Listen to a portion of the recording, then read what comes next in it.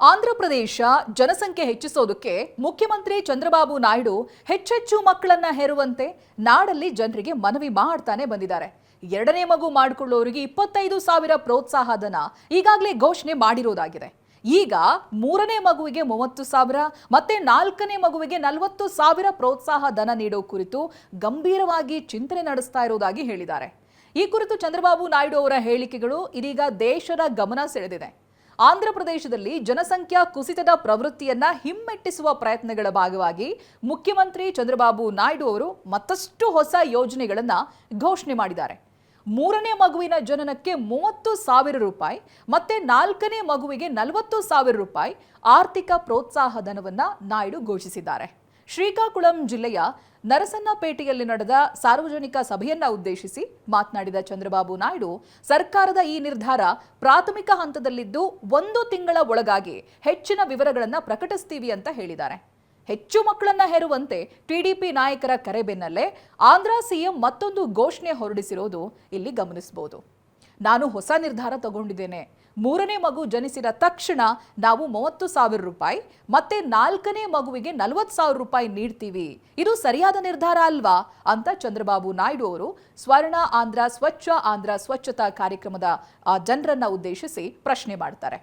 ನಾನು ಈ ಹಿಂದೆ ಜನಸಂಖ್ಯಾ ನಿಯಂತ್ರಣ ಕ್ರಮಗಳನ್ನು ಪ್ರತಿಪಾದಿಸಿದ್ರೂ ಕೂಡ ಜನನ ಪ್ರಮಾಣವನ್ನ ಹೆಚ್ಚಿಸೋದಕ್ಕೆ ಸಮಾಜ ಒಟ್ಟಾಗಿ ಕೆಲಸ ಮಾಡೋ ಸಮಯ ಈಗ ಬಂದಿದೆ. ಜನಸಂಖ್ಯೆ ವೃದ್ಧಿ ತೆಲುಗು ಭಾಷಿಕರ ಒಳಿತಿಗಾಗಿ ಅಗತ್ಯ ಅಂತ ಆಂಧ್ರಪ್ರದೇಶ ಮುಖ್ಯಮಂತ್ರಿ ಪ್ರತಿಪಾದಿಸ್ತಾರೆ.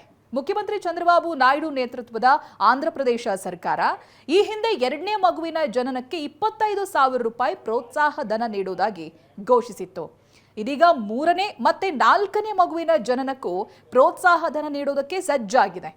ಈ ಹಿಂದೆಯೂ ಹಲವಾರು ಬಾರಿ ದಕ್ಷಿಣ ಭಾರತೀಯರು ಹೆಚ್ಚು ಮಕ್ಕಳನ್ನ ಹೆರಬೇಕು ಅಂತ ಚಂದ್ರಬಾಬು ನಾಯ್ಡು ಕರೆ ಕೊಟ್ಟಿದ್ದನ್ನ ನಾವಿಲ್ಲಿ ನೆನಪಿಸ್ಕೊಳ್ಬಹುದು. ಕಳೆದ ಮಾರ್ಚ್ 5ನೇ ತಾರೀಕು ಚಂದ್ರಬಾಬು ನಾಯ್ಡು ಅವರು ಆಂಧ್ರಪ್ರದೇಶ ವಿಧಾನಸಭೆಗೆ ಮಾಹಿತಿ ನೀಡಿದ್ದು, ಎರಡನೇ ಮಗುವನ್ನ ಪಡೆಯೋ ದಂಪತಿಗಳಿಗೆ ರಾಜ್ಯ ಸರ್ಕಾರ 25,000 ರೂಪಾಯಿ ಪ್ರೋತ್ಸಾಹ ಧನ ನೀಡೋ ಬಗ್ಗೆ ಯೋಚಿಸ್ತಾ ಇದೆ ಅಂತ ತಿಳಿಸ್ತಾರೆ. ರಾಜ್ಯದ ಬದಲಾಗ್ತಾ ಇರುವ ಸಾಮಾಜಿಕ ಮತ್ತೆ ಆರ್ಥಿಕ ಪ್ರವೃತ್ತಿಗಳು ಕುಟುಂಬದ ಗಾತ್ರದ ಮೇಲೆ ಪ್ರಭಾವ ಬೀರ್ತಾ ಇದೆ. ಕೆಲ ದಂಪತಿಗಳು ಆದಾಯ ಹೆಚ್ಚಾದಂತೆ ಒಂದೇ ಒಂದು ಮಗು ಸಾಕು ಅಂತ ಆರಿಸ್ಕೊಳ್ತಾರೆ. ಆದರೆ ಇನ್ನು ಕೆಲವರು ತಮಗೆ ಮೊದಲನೇ ಮಗು ಗಂಡು ಆಗದೇ ಇದ್ರೆ ಮಾತ್ರನೇ ಎರಡನೇ ಮಗುವನ್ನ ಆಯ್ಕೆ ಮಾಡ್ಕೊಳ್ತಾ ಇದ್ದಾರೆ. ಇದು ಜನಸಂಖ್ಯಾ ಬೆಳವಣಿಗೆಯಲ್ಲಿ ಕುಸಿತಕ್ಕೆ ಕಾರಣವಾಗ್ತಾ ಇದೆ ಅಂತ ಆಂಧ್ರ ಸಿಎಂ ಅಭಿಪ್ರಾಯಪಟ್ಟಿದ್ದಾರೆ.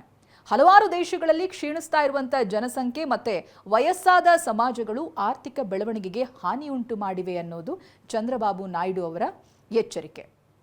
ಮಕ್ಕಳು ಹೊರೆ ಎಂಬ ಕಲ್ಪನೆಯನ್ನ ತಿರಸ್ಕರಿಸಿರುವ ನಾಯ್ಡು, ಮಕ್ಕಳು ಕುಟುಂಬಕ್ಕೆ ಮಾತ್ರ ಅಲ್ಲದೆ ಸಮಾಜಕ್ಕೆ ಮತ್ತು ಆ ಮೂಲಕ ದೇಶಕ್ಕೆ ಒಂದು ಆಸ್ತಿ ಅಂತ ಹೇಳಿದ್ದಾರೆ.